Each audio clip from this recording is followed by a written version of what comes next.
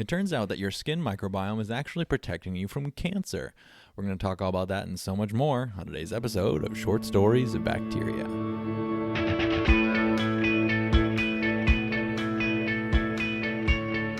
Hey everybody, welcome back to another episode of Short Stories of Bacteria. It is I, your host, as always, Dr. K, and I'm here to guide you through another story chronicling the lives of the tiny and the infamous, and that will be, of course, the incredible, the amazing bacteria. I have a really cool story to tell you today. It's a recent paper out of, well, let's just see where this paper is out of, actually, shall we? Let me scroll.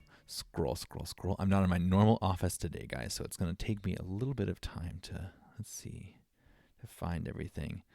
Affiliations and notes.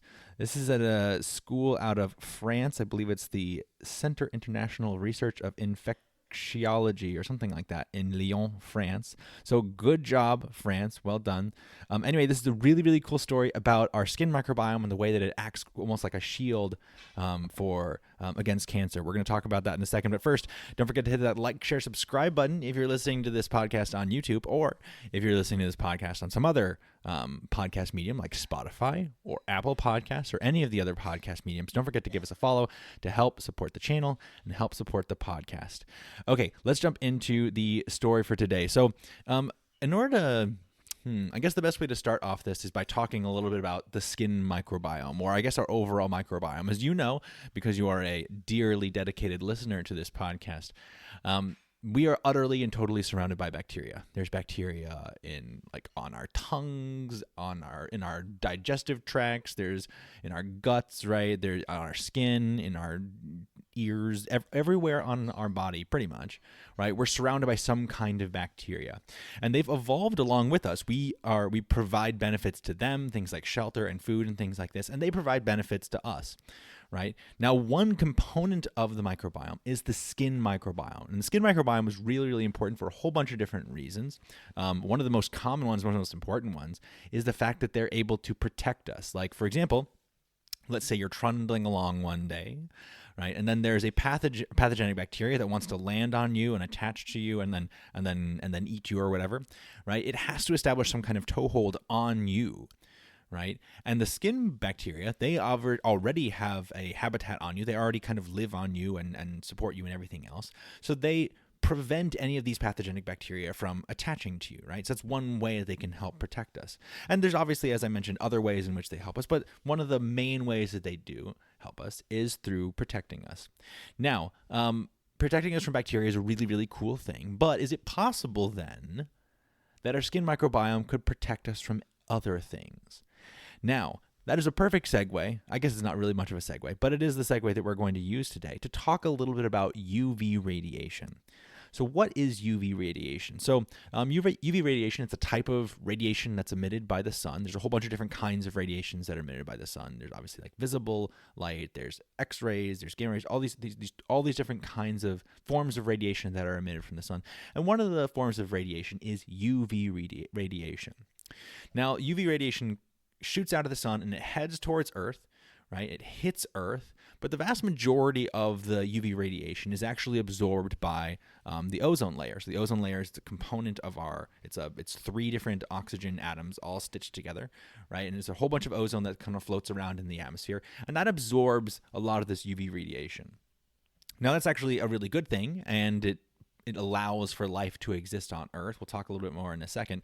But first I want to emphasize the fact that not all UV radiation is bad, right? UV radiation actually stimulates synthesis of vitamin D in our bodies, right? So this is why if you go outside in the summer, right, and you soak in a little bit of that UV radiation, you're going to be synthesizing more vitamin D, and you need that vitamin D in order to survive. So, and UV triggers that. So so UV radiation by itself isn't a horrible thing.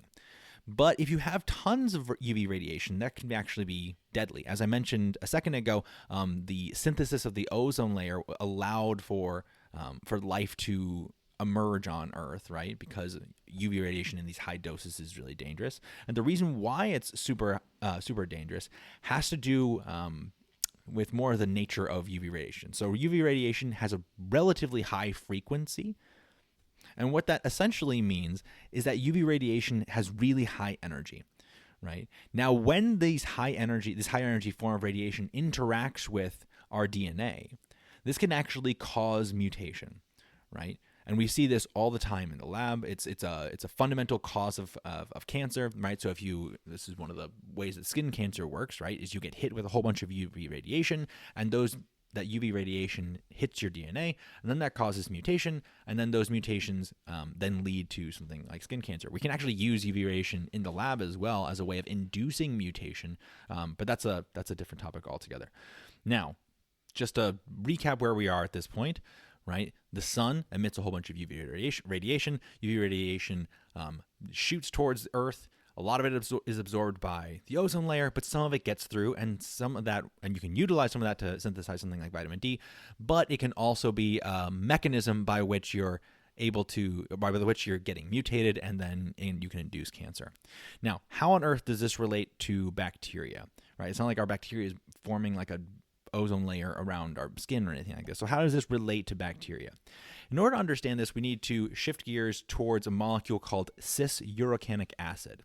What is cis-urocanic acid? Well, cis-urocanic acid, it's a molecule, and it's specifically a type of immunosuppressant molecule.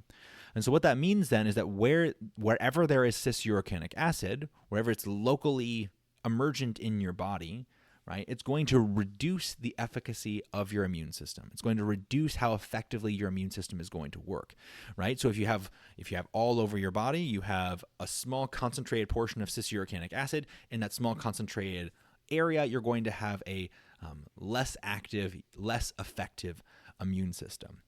Now, what happens when the skin gets exposed to a certain type of UV radiation, this is called UVB radiation actually, there's going to be a series of transurocanic acid molecules, right? And those transurocanic acid molecules get converted by this high energy UV radiation into cis-urocanic acid molecules, okay?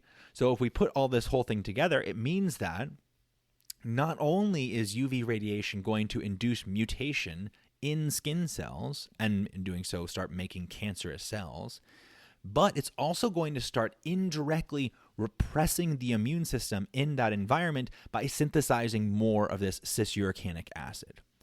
Okay, now that's a terrific recipe for getting some kind of cancer. This is another reason why UV radiation is linked to skin cancer. But how does this work with bacteria? What do the bacteria actually do in this situation? So what these researchers over in France were what they figured out is that there are certain components of the skin microbiome that are really, really good at breaking down cis-urocanic acid.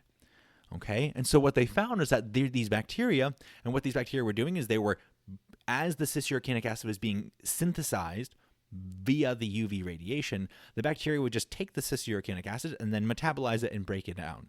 And so what they're doing then is they're alleviating that immunosuppression that's coming from the cis-urocanic acid. So while the bacteria aren't exactly stopping the mutations, they can't really stop the mutations that are coming from the UV radiation in our own skin cells. But what they can do is indirectly unleash the immune system, and by unleashing the immune system, that allows the immune system to then track down any cancerous growths that are showing up, and in doing so, decrease the risk of cancer. Now, this is really, really cool, and there's a lot of ideas out there about how we could use something like this. We have sunscreens and solar protectants right now for just like normal creams that you can put on, right? But the idea then is that you could supplement some of these with some of these different kinds of bacteria, and in doing so, further not only try and prevent any of those mutations that come from UV, but also prevent any types of immunosuppressive damages that are coming from the UV as well. So let's quick recap, and then we'll get out of here for the day. Number one, we have an amazing skin microbiome. We have an amazing microbiome more broadly, but we also have a very strong and amazing skin microbiome that's protecting us from a whole bunch of different things. Second point was that UV radiation, that's a form of radiation that comes from the sun, and what it can do is it can cause things like skin cancer by inducing mutation in our DNA. Our third point was that skin cancer is more likely. Not only can UV radiation induce mutation, but it can also make skin cancer more likely if you have high levels of this cis-urocanic acid, which happens when your skin gets hit by this UV radiation. It converts from trans-uracanic acid to cis-uracanic acid. And then finally, fourth, there's a group of researchers out in France, and what they did is they found certain bacteria in our skin that are able to digest this cis-uracanic acid, and in doing so, they could protect us from skin cancer by unleashing the immune system. So it's a really, really cool instance of how our skin microbiome not only is able to protect us from things like bacteria, but can almost act like a shield from skin cancer by activating our immune system indirectly. But anyway, that is what I have for you guys today. Thanks every single one of you guys for tuning in, and I will hopefully see you guys again next time on another episode of Short Stories of Bacteria.